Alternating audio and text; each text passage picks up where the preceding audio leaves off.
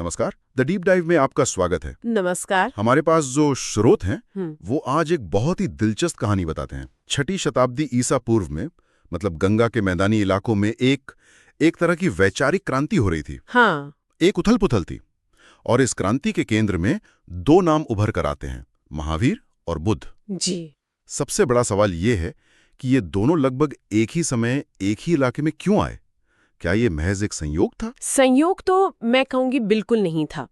इसे ऐसे समझिए कि उस जमाने में हवा में एक तरह की बेचैनी थी। बेचैनी किस तरह की? लोग पुराने तौर तरीकों, खासकर वेदों पर आधारित जो जटिल पूजा पाठ और खर्चीले यज्ञ थे, उनसे ऊब चुके थे। अच्छा। एक सवाल हवा में था, क्या ईश्वर या सत्य तक पहुंचने का कोई सरल रास्ता नहीं है?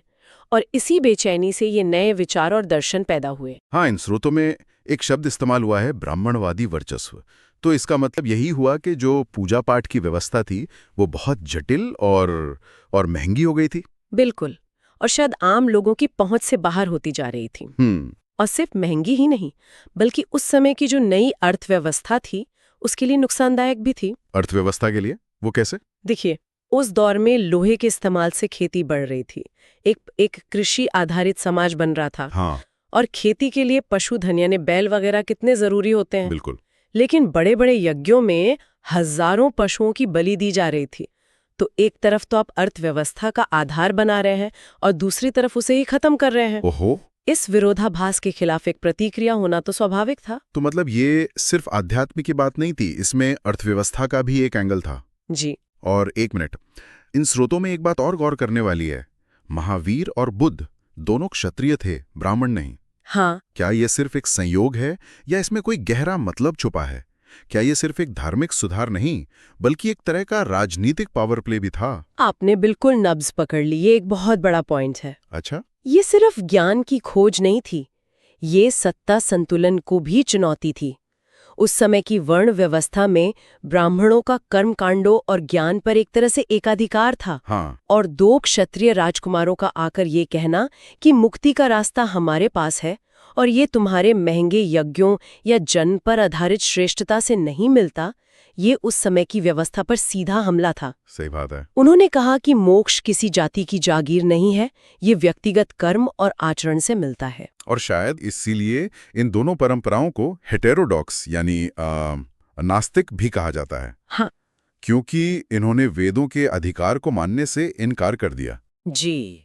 वेदों को परम सत्य ना मानना ही इन्हें उस समय की मुख्यधारा यानी रूढ़िवादी हिंदू धर्म से अलग करता है। और भी समानताएं थी? हाँ, और भी थीं। दोनों ने अहिंसा पर जोर दिया, दोनों के संस्थापक क्षत्रिय थे और दोनों ने आम लोगों की भाषा प्राकृत और पाली में उपदेश दिए, न कि विद्वानों की भाषा संस्कृत में। अच्छा, इससे उनकी पहुंच बहुत बढ़ गई होगी। बिल्कुल। चलिए पहले जैन धर्म की गहराई में उतरते हैं। यहाँ तीर्थंकर की अवधारणा बहुत अहम है, जो रास्ता दिखाने वाले गुरु हैं। जी। कहा गया है कि 24 तीर्थंकर हुए, महावीर 24वें थे। तो क्या ये परंपरा महावीर से बहुत पहले से चली आ रही थी? हाँ, ये एक बहुत पुरानी परंपरा मानी जाती है। पहले तीर्थंकर ऋषभदेव थे, जिनका जिक्र आपको वेदों और पुराणों में भी मिलता है। अच्छा। जी।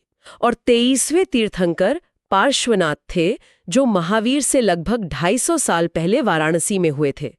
महावीर ने उस परंपरा को बस आगे बढ़ाया और उसे एक व्यवस्थित रूप दिया। महावीर के जीवन के बारे में जो जानकारी मिलती है वो काफी नाटकीय लगती है। एक राजकुमार, जन्म 540 ईसा पूर्व, वैशाली के पास, सब कुछ था उनके पास। बिल्कुल। फिर भी 30 साल की उम्र में उन्होंने घर छोड़ दिया। ये उस दौर की सच्चाई थी। सिद्धार्थ नाम के राजकुमार थे, पिता एक गणराज्य के मुखिया। विवाह हुआ, एक बेटी भी हुई, लेकिन मन में बेचैनी थी, सत्य को जानने की इच्छा थी।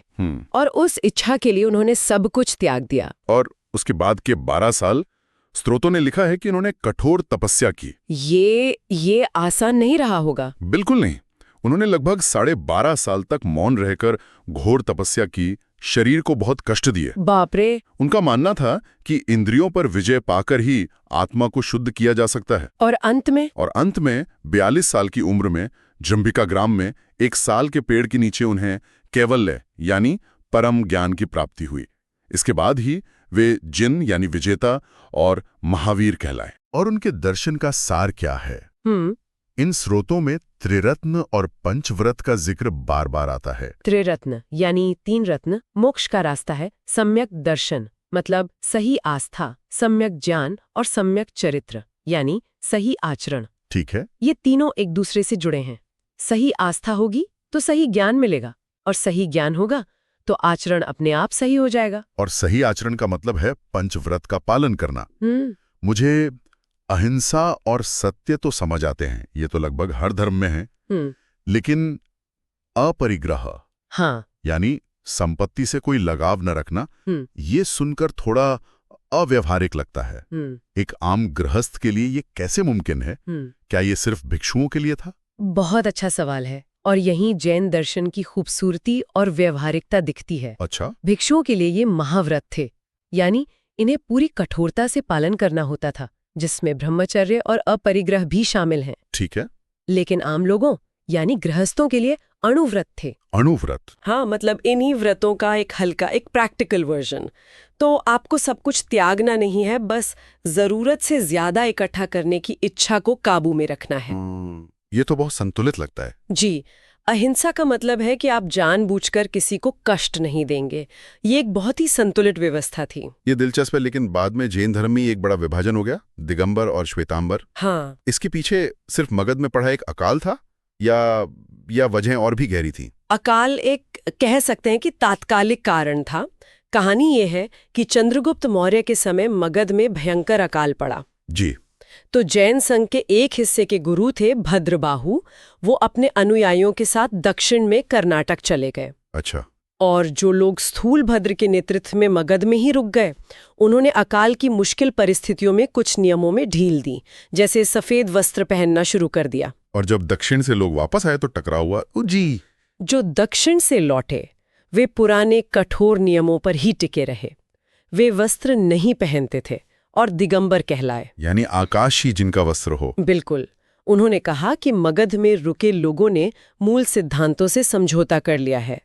वहीं मगध में रुके लोग श्वेतांबर कहलाए, मतलब सफेद वस्त्र पहनने वाले। हाँ, तो ये सिर्फ कपड़े पहनने या न पहनने की बात नहीं थी। ये सिद्धांतों की कठोरता और समय के साथ बदलाव की व्यवहारिकता के बीच एक गहरी दार्शनिक बहस थी, जो आज तक कायम है। जैन धर्म में तपस्या की ये कठोरता जी इस सोचने पर मजबूर करती है, महावीर ने 12 साल तक कठोर तप किया। जी, और शायद यही बौद्ध धर्म का मध्यम मार्ग एक बहुत बड़े अंतर के साथ सामने आता है। बिल्कुल। सिद्धार्थ गौतम ने भी तो शुरू में कठोर तप किया था, लेकिन फिर उन्होंने उसे छोड़ दिया। उन्होंने इन दोनों एक्सट्रीम्स के बीच का रास्ता कैसे खोजा? हाँ, ये दोनों दर्शनों के बीच एक बहुत बड़ा वैचारिक अंतर है। सिद्धार्थ गौतम, जो 563 ईसा पूर्व में लुम्बिनी में जन्मे थे, उन्होंने भी घर छोड़ने के बाद कई सालों तक शरीर को कष्ट देने वाले कठोर तप किए। लेकिन उन्हें लगा कि इससे शरीर कमजोर होता है, मन शांत नहीं, और भूख-पेट ज्ञान नहीं मिल सकता। सही बात है। ना तो राजमहल का भोग विलास और ना ही शरीर को सुखा देने वाली तपस्या। उन्होंने दोनों को अति माना और बीच का रास्ता यानी मध्यम मार्ग अपनाया। और इसी मध्यम मार्ग पर चलकर उन्हें बोधगया में ज्ञान प्राप्त हुआ। जी, लेकिन उनके दर्शन का जो सार है, 4 आर्य सत्य और अष्टांगिक मार्ग, वो बहुत ही व्यवस्थित और तार्किक लगता है, जैसे कोई डॉक्टर बीमारी का इलाज बता रहा हो। आपने बिल्कुल सही समझा। बुद्ध का दृष्टिकोण एक डॉक्टर जैसा ही था। अच्छा। पहला आर्य सत्य दुख है, ये लक्षण को पहचानना है। ठीक है। दूसरा सत्य दुख का कारण है, और वो कारण है तृष्णा या इच्छा, यह बीमारी का निदान है। तीसरा सत्य दुख का निवारण संभव है, यानी इलाज मुमकिन है, जिसे निर्वाण कहते हैं। और चौथा सत्य निवारण का एक मार्ग है, ये इलाज का पर्चा है। और वही पर्चा अष्टांगिक मार्ग है। बिल्कुल। और ये अष्टांगिक मार्ग कोई मुश्किल नियमों की लिस्ट नहीं है, इसे आप जीवन जीने का एक बैलेंस्ड टूल किट समझिए। अच्छा, टूल किट। हाँ, इसमें सही नजरिया, सही इरादा, सही बोली, सही काम, सही आजीविका, सही कोशिश, सही जागरूकता और सही ध्यान, ये सब शामिल है। बुद्ध कह रहे थे कि अगर आपके जीवन के ये 8 पहिए ठीक से और संतुलन में चलें, तो आपकी गाड़ी दुखों के गड्ढों में नहीं फंसेगी। वाह, ये तो बहुत व्यावहारिक है। जी, जैन धर्म की तरह ही बौद्ध धर्म भी आगे चलकर कई शाखाओं में बढ़ गया। हीनयान और महायान का जिक्र प्रमुखता से आता है। हाँ क्या ये विभाजन भी सिद्धांतों को लेकर था? हाँ, और ये विभाजन चौथी बौद्ध संगीति में हुआ, जो कश्मीर में राजा कनिष्क के समय हुई थी। हीनयान यानी छोटा वाहन बुद्ध की मूल और शुरुआती शिक्षाओं पर केंद्रित है। अच्छा, वे बुद्ध को एक महान शिक्षक और पथ प्रदर्शक मानते हैं, भगवान नहीं। इसलिए वे मूर्ति पूजा नहीं करते। और उनका लक्ष्य? उनका लक्ष्य व्यक्तिगत रूप से अरहत बनना और निर्वाण प्राप्त करना है। और महायान? महायान यानी बड़ा वाहन, इसमें बुद्ध को एक अलौकिक, लगभग ईश्वरीय रूप में देखा जाता है, जिनकी पूजा की जा सकती है। तो यहीं से मूर्ति पूजा की शुरुआत हुई? बिल्कुल, लेकिन महायान का सबसे बड़ा विचार बोधिसत्व का है। बोधिसत्व? हाँ, उनका लक्ष्य सिर्फ अपना निर्वाण नहीं, बल्कि दुनिया के हर प्राणी को दुख से मुक्त कराना है। यह एक सामूहिक मुक्ति का विचार है।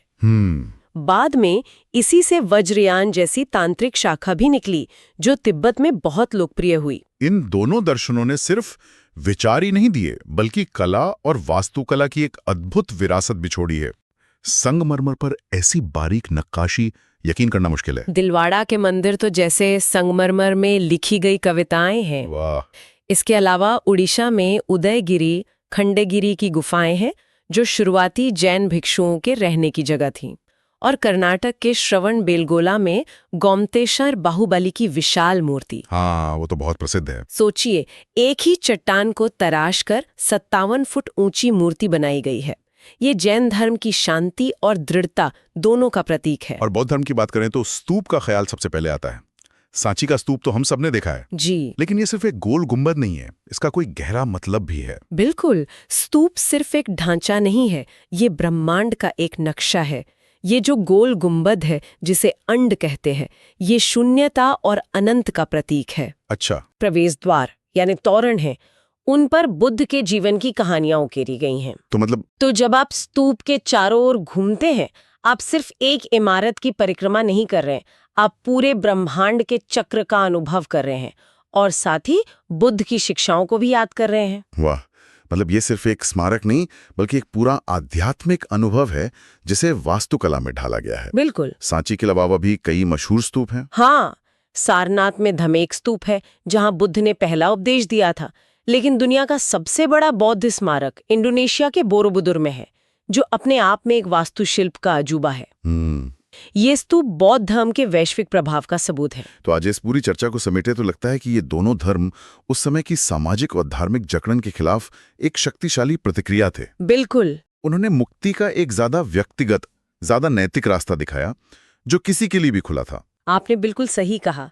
उन्होंने बाहरी कर्म कांडों की जगह आंतरिक शुद्धि और व्यक्तिगत आचरण पर जोर दिया। जैन धर्म में अहिंसा का चरम सिद्धांत और बौद्ध धर्म में संतुलन का मध्यम मार्ग, इन विचारों ने आम लोगों को एक नया विकल्प दिया, एक ऐसा रास्ता दिखाया जिसमें जन्म नहीं, कर्म महत्वपूर्ण था।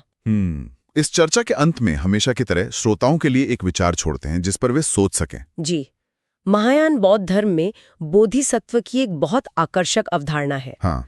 बोधिसत्व वो व्यक्ति है जो ज्ञान की उस अवस्था तक पहुंच चुका है जहां वो निर्वाण प्राप्त कर सकता है। लेकिन वो करुणा के कारण अपने स्वयं के निर्वाण को तब तक के लिए टाल देता है जब तक कि वो अन्य सभी प्राणियों को दुख से मुक्त कराकर ज्ञान प्राप्त करने में मदद न कर दे। ओहो, ये एक गहरा नैतिक सवाल खड़ा करता है। सबसे बड़ा पुण्य क्या है, स्वयं की मुक्ति प्राप्त करना या मुक्ति के द्वार पर खड़े होकर दूसरों को पहले पार कराने में मदद करना? ये सवाल सिर्फ बौद्ध धर्म का नहीं, बल्कि मानवता के केंद्र में मौजूद एक गहन चिंतन का विषय है।